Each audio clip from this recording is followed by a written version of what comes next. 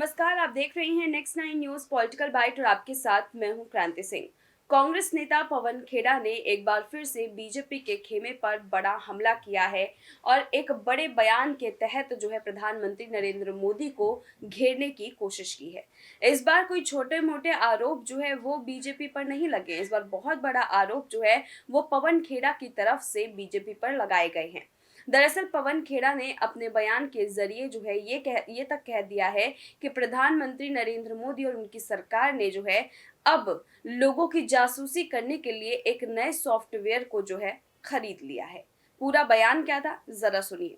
हम लोग जो 70 के दशक के लोग हैं उन्हें पिक्चरें बड़ी याद रहती हैं उस वक्त की। तो दो जासूस नाम की एक पिक्चर थी जिसका एक गाना था, दो जासूस करे महसूस कि दुनिया बड़ी खराब है। ये जो हमारे यहां दो जासूस हैं, इस देश के जो दो जासूस हैं, उन्हें किसी पे भरोसा नहीं, न अपनों पे, न मीडिया पे, न न्यायपालिका पे, न परायों पे, न एनजीओस पे, न सिविल सोसाइटी पे। आप लोगों पर तो बिल्कुल नहीं है। और इनका दोनों का जब ये अपने राज्य में थे तो वहां की पुलिस को जासूसी में किस तरह से उपयोग उसका करते थे, ये एक ट्रैक रिकॉर्ड रहा है, आप सबके सामने है, उसको दोहराना अच्छा नहीं है। अभी पूरे खुफिया तंत्र, राज्य के खुफिया तंत्र को कैसे इस्तेमाल करते थे जासूसी में, वो आप सबको मालूम है। अब जब ये यहां आ गए हैं दोनों, तो नए नए सॉफ्टवेयर्स के माध्यम से जासूसी का काम जारी रखा हुआ इन्होंने। करोड़ों रुपए, हमारे और आपके टैक्स पेयर के करोड़ों रुपए, ये ऐसे उपकरण, ऐसे स्पाईवेयर, ऐसे जो इजराइल या अलग अलग टेक्नोलॉजीज आती हैं, वो खरीद कर लगा रहे हैं। ये क्यों करते हैं ऐसा? इसका एक साइको एनालिसिस भी आप में से कुछ लोग अगर करना चाहें तो आपको करना चाहिए।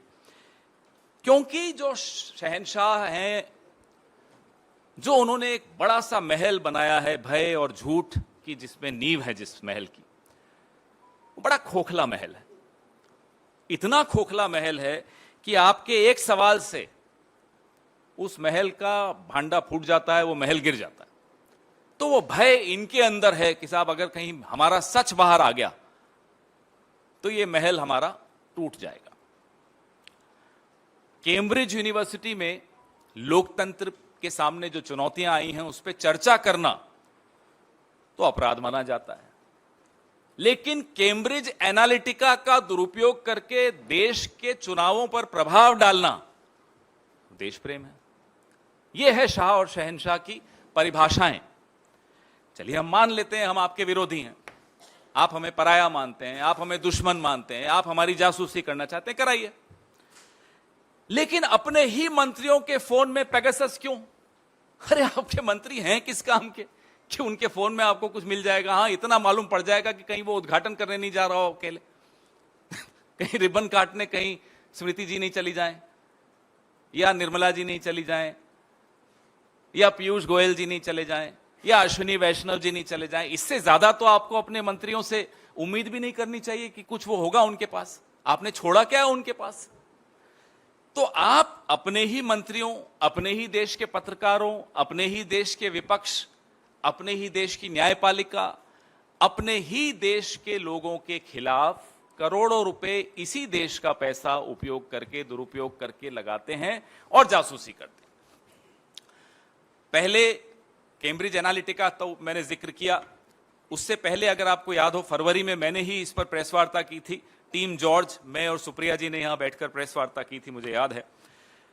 इजराइल के जो हैकर्स हैं उनका उपयोग करने की आरोप इन पर लगा।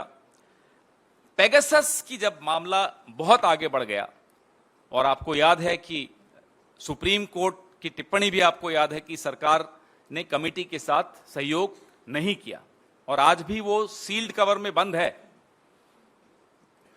पेगासस जब बहुत बदनाम हो गया तो जो मिनिमम गवर्नेंस मैक्सिमम सर्वेलेंस वाली सरकार है, ये अब नया स्पाईवेयर मार्केट में ढूंढ रही है, और आरएफपी भी इन्होंने निकाला हुआ है एक पर्टिकुलर डिपार्टमेंट ने। ये कॉग्निटो कॉग्निटो नाम है इसका। तो कॉग्निटो के माध्यम से, कॉग्निटो इसलिए कि इसके बारे में ज्यादा जानकारी नहीं है, कहीं ज्यादा ब्लैकलिस्ट नहीं हुआ, इस पर आप लोगों ने या किसी ने ज्यादा लिखा नहीं। तो जो ट्रेडिंग डेटा है, एक प्रमुख समाचार पत्र ने निकाला है, कॉग्नाइट स्पाईवेयर उपकरण खरीदा गया है जो पेगासस का विकल्प है, इस देश में अभी लाया जा रहा है। और पेगासस की जो प्रणाली है उसकी तुलना में इसका प्रोफाइल इतना हाई प्रोफाइल नहीं है कि जिसके बारे में बहुत चर्चा हो गई हो देश में या विश्व में।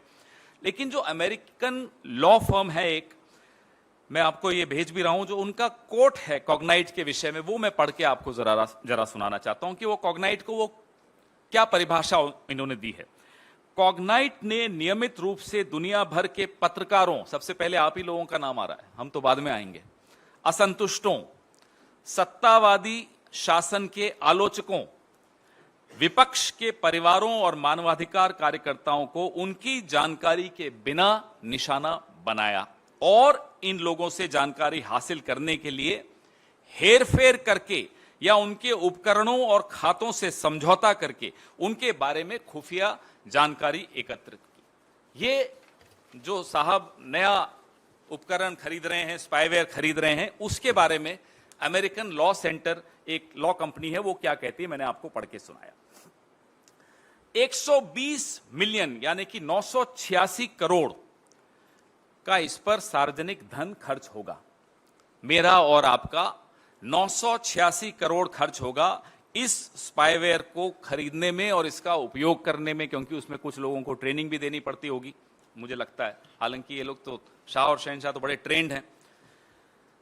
हम यह जानना चाहते हैं, सरकार से पूछ रहे हैं कि क्या कॉग्नाइट से कुछ संचार उपकरण आप लोगों ने खरीदे हैं तो किस मंत्रालय द्वारा खरीदे गए हैं, उस पर कितना खर्च आया है।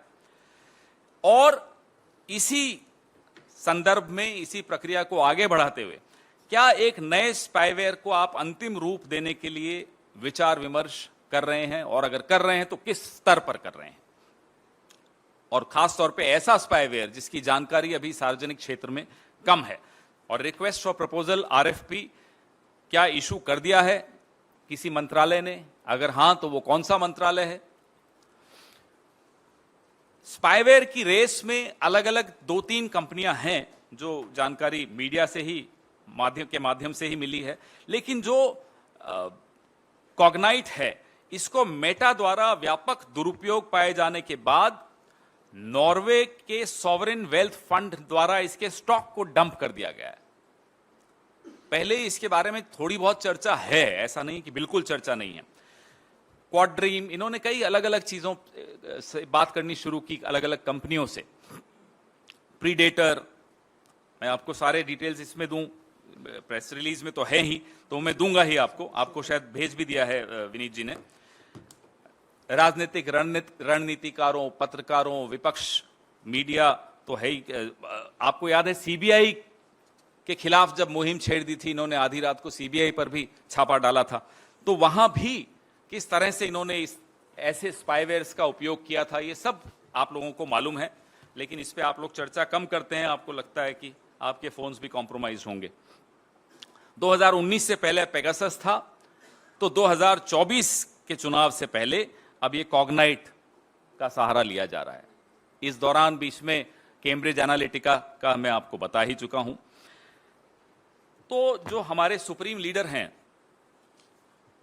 उनसे हम एक आग्रह भी करना चाहते हैं इस प्रेस वार्ता के अंत में कि आप हम सबके घरों में ताक झांक करने के स्थान पर जरा सा कुछ वक्त के लिए अपने गिरेबान में झांक लें, कई जवाब मिल जाएंगे। पवन खेड़ा के इस बयान के बाद बीजेपी खेमे में तो हड़कंप मचा ही है, तो उसके अलावा जो है जनता के सामने भी अब ये सवाल खड़ा हो चुका है कि क्या सच में इस तरीके का कोई सॉफ्टवेयर खरीदा गया है या नहीं।